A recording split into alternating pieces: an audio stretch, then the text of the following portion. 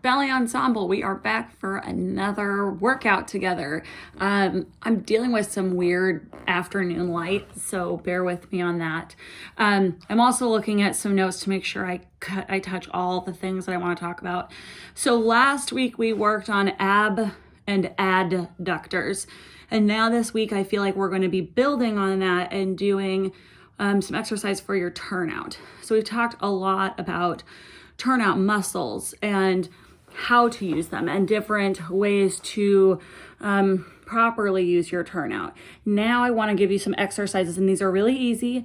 You can do them anywhere. That should hopefully start to help you not only find those muscles that help us with our turnout, but utilize the muscles for our turnout. So the first thing to remember that we've also talked about in class, but remember, you never want to sacrifice your body alignment for turnout. So I don't want to see you tucking that pelvis under to allow those feet to turn out, because you can't hold that anyway. That's not realistic at all. Once you start moving or once you get into the center, you're not going to be able to hold that if you're tucking that pelvis under. This is also about feeling the muscles. So these exercises are not necessarily exercises where we do the splits every single day for weeks and weeks and weeks and weeks, and then we finally have our splits. This is more, we're going to do tiny movements that might not feel like you're doing a lot. And for some of you, it's going to feel like you're doing a whole lot. For me, I feel it a lot. And that's also because of my hip surgeries that I had really took away my strength and my turnout muscles. So I'm working on rebuilding that. But for some of you, these muscles might be strengths. They might be strong, and it's not so much strengthening the muscle, but it's learning to turn that muscle on and use it appropriately. What else? Let's see. We want to make sure that we remember turnout happens from the hip. Remember, it doesn't happen from the knees. It doesn't happen from the ankles.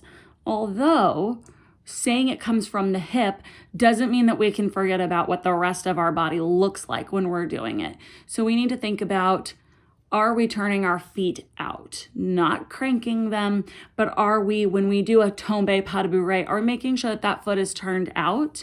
Or are we just stepping through it like we're a football player doing a drill? We talk about that a lot in class. So keep that in mind. What you do with your feet and how you place them, how you're rolling through your feet, all of that matters. So make sure that you're paying attention to that. Let's see, anything else? I think we're ready to go. The last thing I will say, this is not something that you need to worry about right now per se, but when you are practicing at home, when we get back into the studio, we need to be thinking about having a neutral spine. So again, it's not about tucking the pelvis under and flattening out that curve of our lower back. It's about a neutral spine and then really growing. I know it's funny to listen to me about growing because I'm literally laying on the floor talking to you, but to get the right light and to be able to show you the exercise that we're about to do, that's going to happen. And I'm telling you right now, you're going to get cats in here because I can't ever do anything without them. So you might get a kiddo, you might get some cats in your video. It's gonna be a special workout for everybody.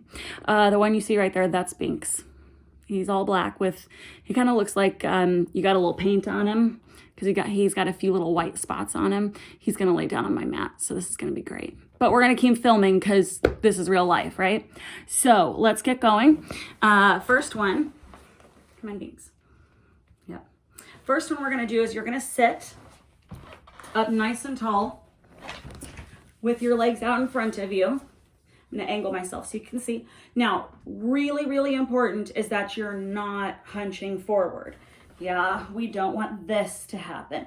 We wanna be sitting up nice and tall when we do this exercise because that is giving you that neutral spine that we were talking about. If you curve or if you relax and slouch, that is in essence, that's tucking that pelvis that we talked about. And when you tuck your pelvis, you're not giving your legs, that femur bone, you're not giving that femur bone any room to move within the pelvis. So if you're compacting everything, if you're making everything tighter and smaller, it's harder to move it. Whereas if we lengthen it makes it easier for those femur muscles to move. So the first exercise, making sure that we're sitting up nice and tall. We can feel our sits bones on the floor. And I also like to use this as a foot exercise in a way. So as I do these exercises, I'm gonna be thinking about pointing my toes. It's not a flex and it's not just a loosey-goosey foot. I want you to really think about having a really nice pointed foot, stretching through the whole foot, curling the toes over, really articulating through the foot to make sure that it looks nice. Because again, if it matters, if the turnout happens from the hip, but it still matters what this looks like, we need to be paying attention to that while we do these exercises also. So I want you to do all of these in sets of 10 and do 3 reps. Yeah. So what I like to do is I'll do exercise 1, exercise 2, exercise 3, so on and so forth. And then I'll go back and I'll repeat the whole series 3 times. So that way I'm giving those certain muscles time to relax, and I'm not doing this particular exercise 3 times in a row for 30 and 30, right? So I don't want to be tiring myself out, because then we won't get a good performance out of those muscles. So this first one, and I won't be doing all of these because I definitely don't have the ability in my hip socket to do this much anymore, but you're just gonna lift, again, standing up nice and tall, we're gonna lift the leg off the floor just a little bit, and it's out and in and out and in. Really thinking about, it's not so much a big motion. We wanna feel the motion happening from the hip. Yeah, we wanna think about that rotation happening from there, not anywhere else. We don't wanna be wiggling around for that to happen. And we don't want the leg really, really high, just nice and low. So I would do 10 here and then 10 here. And again, it's really small. It's a small movement. The larger, the greater turnout you have, the more you're going to be able to move your legs. But even still, it's still gonna be a small movement. So that's exercise number 1. Exercise number 2 is extremely similar, but we're gonna lay down for it. So we talk a lot in class about being good to our bodies, and I would suggest that you have a yoga mat. It doesn't offer a lot of comfort, but it does add a little bit of padding. So it might still not feel very great on your hip, but we've got to deal with that. So I'm gonna scoot up just a little bit, so you're not gonna be able to see my face, but you can see my feet, and that's the important part. So as we do this, we want to think about having a straight line from our toes to our hips, to our shoulders, to our head, all the way. So I don't, just like we talked last week, it's not about being comfortable sitting on the floor, hanging out, right? Nice straight line. And it's the same thing. So we're going to lift that leg and we're going to twist and close and twist and close. And we're going to do this 10 times on this leg, and then you can switch and do 10 times on that leg as well. Remember, it is not, watch from here, I don't know if you can see it, but it is not lean back and forward and back and forward. That's not the movement from the hip that we want to think about.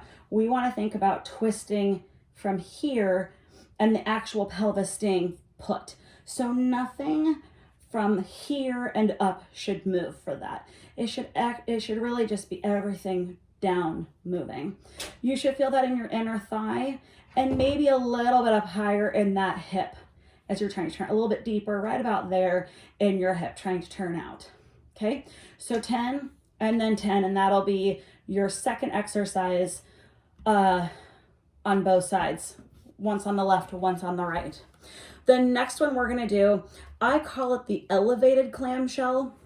I'm sure it has a better name than that. So this one, you get to get a little bit more comfy. We're gonna sit with our legs bent at about 45-degree angle. And you can have your knees a little bit in front of you just to keep yourself centered. You're gonna take your feet off of the floor. I know that sounds weird. From there, we're gonna open 1, keeping this all nice and stable, 2, and 3. You're gonna feel it back here, 4, 5, 6, nice and gentle, 7, 8, 9, and 10. And what you might feel as you continue doing these, I have a harder time keeping my feet together, and I have a harder time opening my leg more as I progress. I can really feel it back behind, in the back part of my hip. So right about there, I'm really feeling it. So really, really, really watch your form. It's best to do this in front of a mirror, or like right now, I'm filming myself and I have my camera flipped towards me so I can see what I'm doing. And that's to make sure that I have proper form. So make sure that you're watching yourself and that you can get proper form on that. So the next one that we do, I'm gonna flip sides because I've worked the same leg and I'd like to get a little bit different of a workout in. So this one is similar to what we've been doing. Let me scoot forward just a little bit. But we're going to do it a little bit differently. We're going to work on the inner thigh. Yeah. And we're going to think about lifting that bottom leg, pointing that toe, starting in a parallel position. So for a lot of us, it's comfortable to let that hip roll forward and let that foot kind of splay outward. So we really want to make sure that we're in a true parallel first position.